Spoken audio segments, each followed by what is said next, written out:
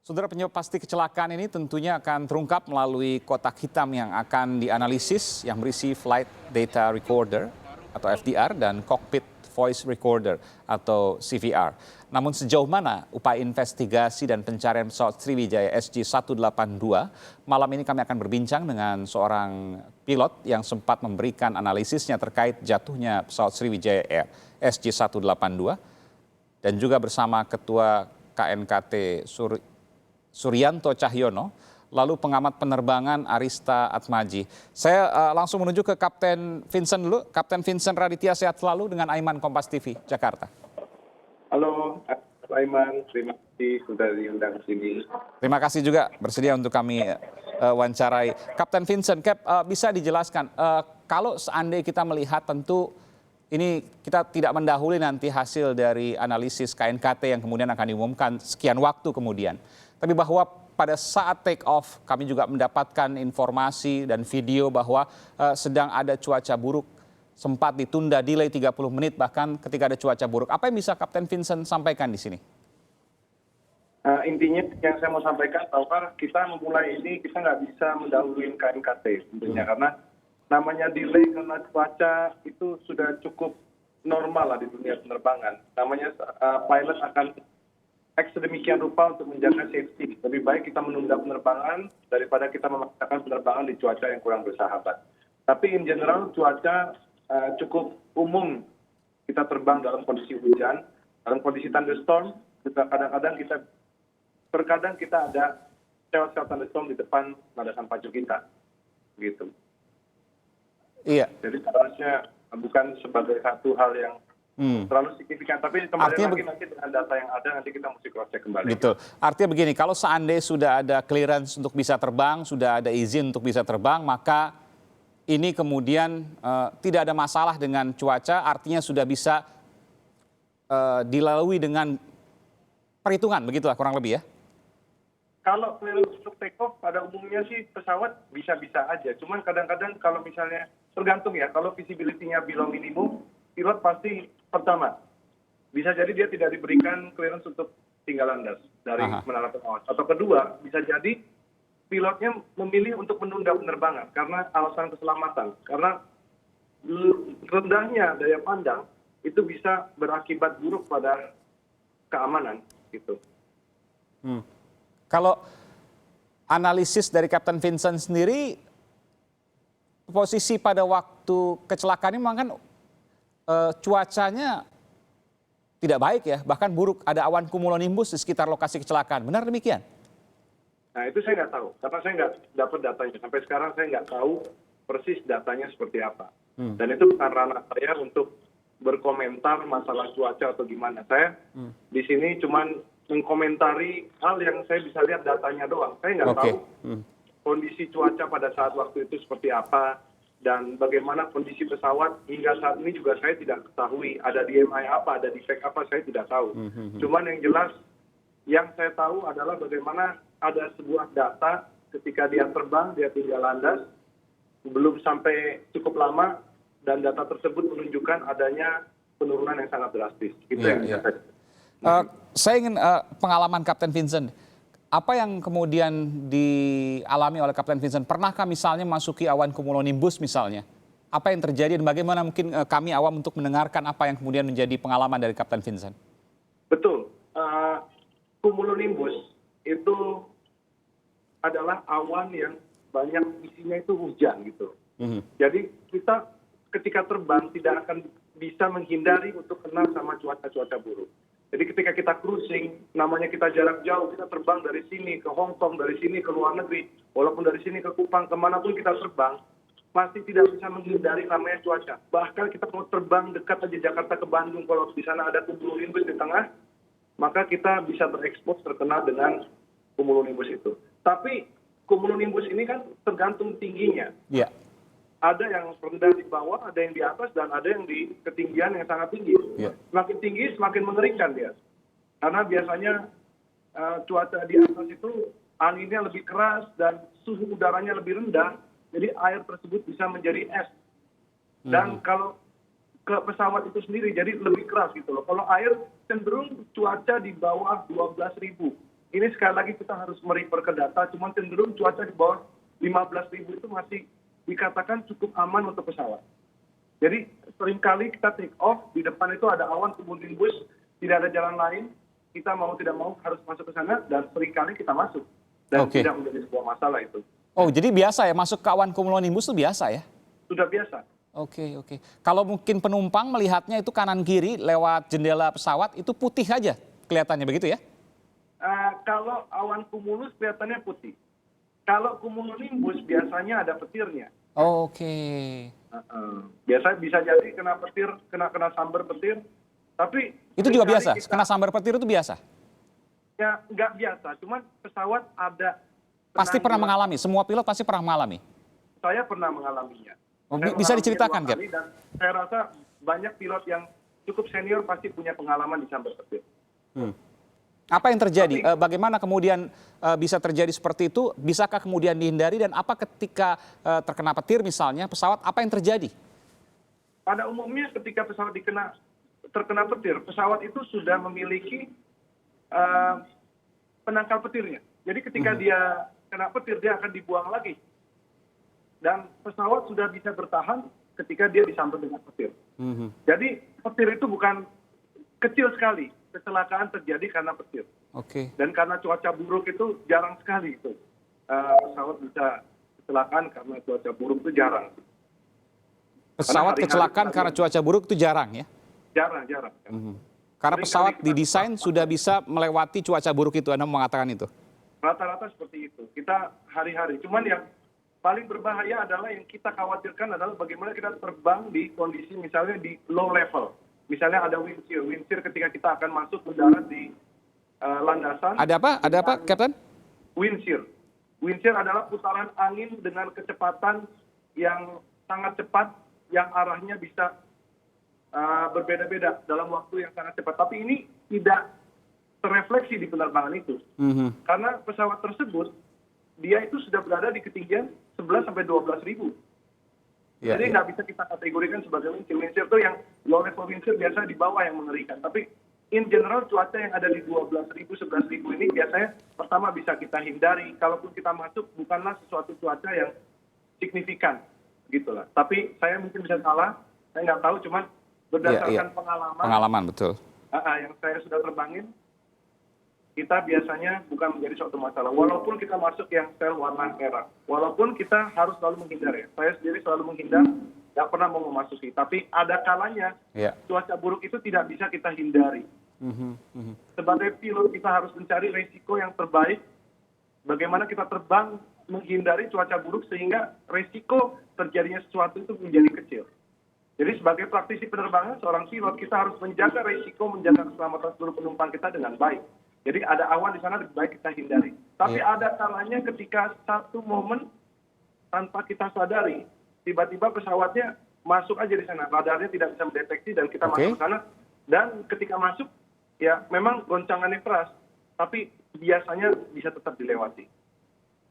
Oke, ini pengalaman luar biasa. Saya ke pengamat penerbangan, Pak Arista Atmaji. Bung Arista bisa mendengar saya jelas? Jelas. Ya, pertanyaan saya masih sama. Ketika kemudian cuaca buruk, ini sesungguhnya tidak perlu khawatir, hanya waspada mencari resiko yang paling sedikit, begitu yang disampaikan oleh Kapten Vincent tadi. Tetapi bahwa pesawat sudah didesain sedemikian rupa untuk kemudian bisa melewati cuaca seburuk apapun. Betul demikian, Bung Arista? Ya, terima kasih Mas Aiman. Baik, selamat malam semua.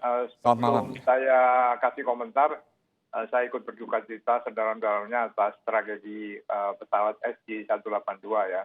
Ya, memang saya juga sampai saat ini sejak tahun 2011 sebagai dosen penerbangan ya. Sekarang saya juga mengajar ilmu aircraft structure ya, juga pernah mengajar ilmu radar ya. Nah, jadi saya paling tidak, walaupun saya bukan pilot ya, saya mengikuti juga beberapa pilot di gurunya pilot, iya. Enggak juga. Ya, saya teoritis sih. Dan saya memang 28 tahun juga kerja di maskapai ya, baru pensiun Maret tahun lalu ya. Jadi banyak kawan juga. Memang pesawat itu dalam pembuatan di pabrikannya ya, memang dia dites ya, itu dalam kondisi semua kondisi, baik itu bad weather, ya cuaca paling buruk.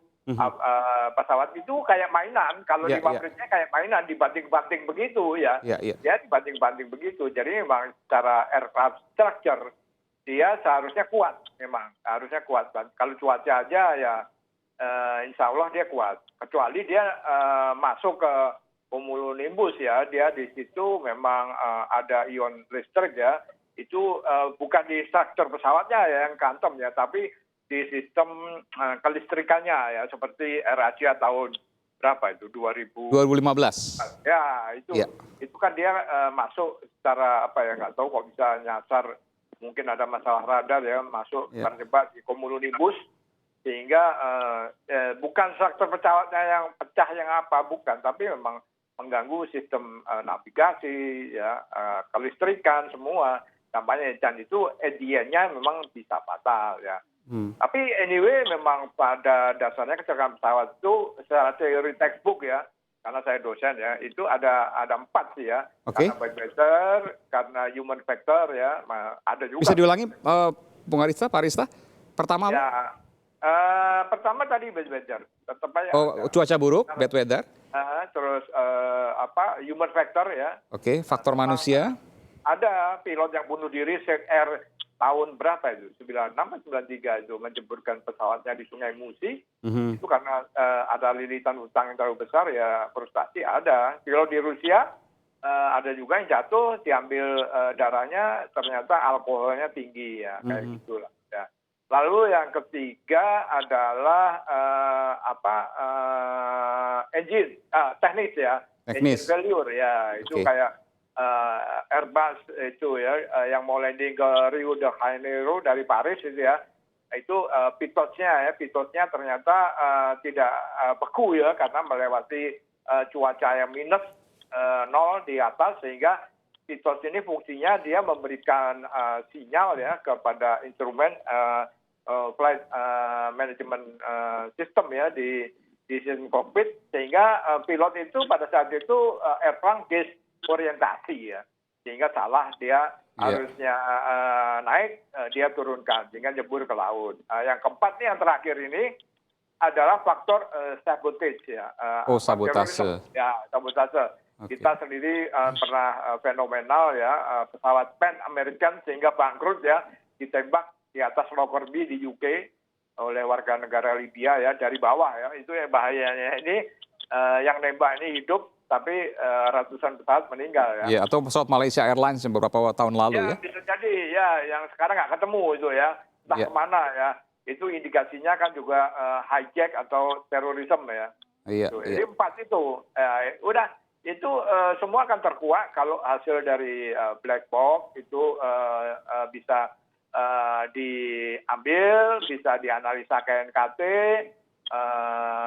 apakah itu flight data recorder, apakah itu cockpit voice recorder. Nanti semua percakapan pilot dan flight officer dengan ATC itu nanti bisa deteksi ya. Kita berharap semoga kualitas black box itu bagus, masih bagus. Saya harap masih bagus ya, karena kan itu kan jatuhnya hanya sekitar 20 meter lah di atas permukaan laut, dibandingkan dengan Adam Air ya, sampai 2000 meter di atas. Betul, laut dalam itu. Sehingga diambilnya harus pakai kapal selam tanpa awak ya. Itu pun kapal selamnya juga pinjam dari Amerika. Tapi saat ini moga-moga itu lokasi black box udah diketahui ya, tinggal hari ini belum. Saya berdoa moga-moga besok bisa keangkat ya, dan kualitasnya masih baik.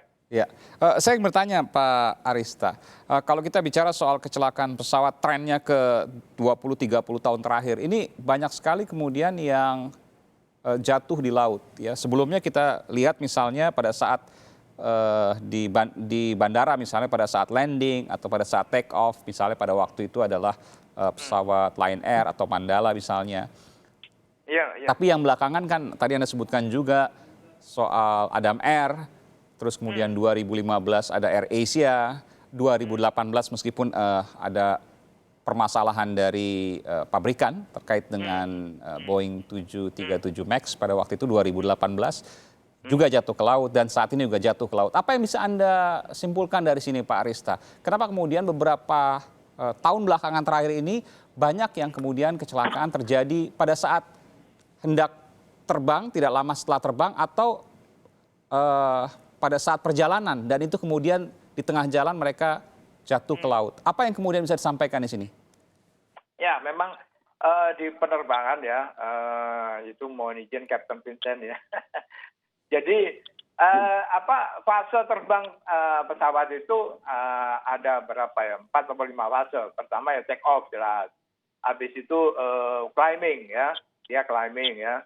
Setelah climbing stabil dia masuk cruising ya. Cruising itu ya udahlah ya setengah Cruising, ya pilot. Yang paling aman katanya cruising ya, yang paling rendah risikonya. Ibaratnya ya misalnya ada 2 pilot, satu pilot biasanya minta izin ke belakang itu pada proses cruising ya. Iya. Setelah cruising nanti descent ya, mulai menurun descent Iya, ya. iya. Ada descent, ada approaching ya, approaching baru landing. Memang yang krusial itu proses di climbing.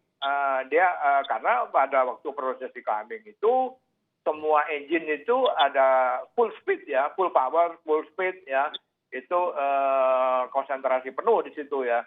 Jadi segala daya performance pesawat itu dioptimalkan di proses proses climbing ya. Lalu setelah itu proses cruising dia descent aman ya. Lalu proses approaching ya relatif masih safe. Nah, lalu yang paling gawat juga proses landing ya. Landing itu yang bermasalah itu satu, kalau hujan dia sering overshoot ya, licin ya kalau musim hujan nih. Atau kalau nggak musim hujan di landing gear ya, gearnya. Saya pernah beberapa kali juga pengalaman ketika menjadi penumpang go round ya. Jadi sudah turun tapi tinggal sudah melihat landasan dan terbang lagi karena tidak memungkinkan untuk landing. Ya, mungkin saja itu runway-nya basah ya, ada berapa senti genangan air bisa jadi, banyak faktornya. Lalu yang sering terjadi di Indonesia itu biasanya overshoot ya, karena landasan licin ya. Okay.